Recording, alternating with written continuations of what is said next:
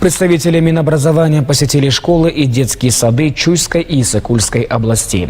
В учебных заведениях проверяли то, насколько они соответствуют нормам безопасности, а также чем кормят ребят и в каких условиях проходят занятия.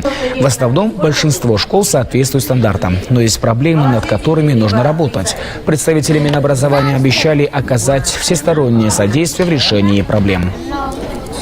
По статистике 50% наших выпускников, они имеют на выходе из школы проблемы со здоровьем. Поэтому стандарты безопасности – это крайне важный для нас вопрос. Это вопросы освещения, это вопросы тепла в нашей школе.